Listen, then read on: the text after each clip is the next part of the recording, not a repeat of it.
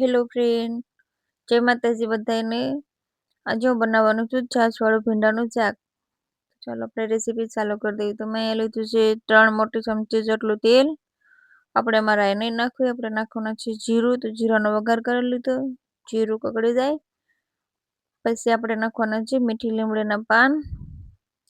અમારી પાસે લીલા પાન નથી એટલે મેં સૂકા પાન રાખેલા છે, એ નાખ્યા છે મેં.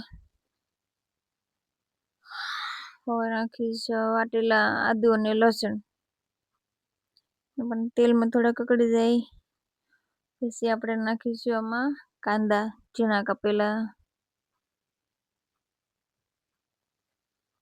નહીં, આપણે કાંદાને તેલમાં સારી રીતે મિક્સ કરી દઈશું.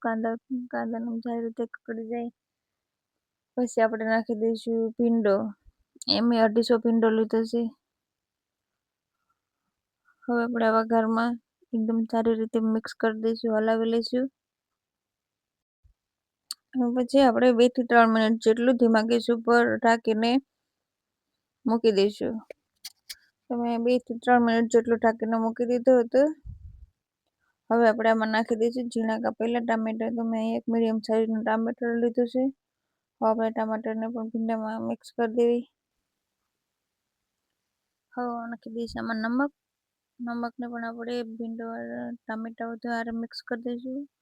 2 મિનિટ ઢાંકીને મૂકું ત્યાં સુધી તમે મારી ચેનલને સબસ્ક્રાઈબ કરી લેજો પ્લીઝ. 2 મિનિટ પછી હું ખોલીને જોઈ લેવી તો આપણો ભીંડો એકદમ સારી રીતે કકડી ગયો છે ને ચિકાસ બળી ગઈ છે. એકદમ જરાક પણ ચિકાસ નથી રહી.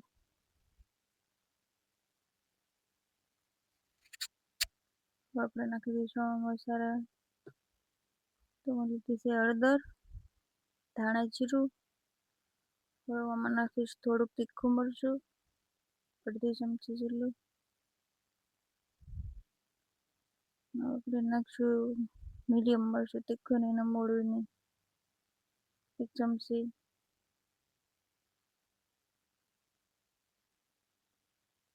ઉપરથી નાખી દઈશ થોડીક ખાંડ. આમાં છાશ નાખવાની છે એટલે ખાંડ આમાં સારી લાગે છે, કઢી જેવો સ્વાદ, ખાટી મીઠી. આપણે બધો મસાલો મિક્સ કરી દીધો છે ભીંડામાં. આપણે ફરીથી 2 મિનિટ ઢાંકીને રાખી દીધો હતો. પછી પાછો મસાલો 2 મિનિટ પછી પાછું ખોલીને આપણે છાશ નાખી દેવાની અંદર ને છાશ નાખીને અને પાછી ફરીથી 5 મિનિટ જેટલું ઢાંકીને રાખી દેવાનું.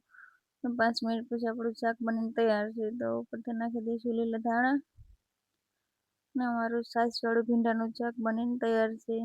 વિડીયો પસંદ આવ્યો હોય તો લાઈક, શેર અને સબસ્ક્રાઈબ જરૂર કરી દેજો બધાએ. જય માતાજી બધાને, ધન્યવાદ.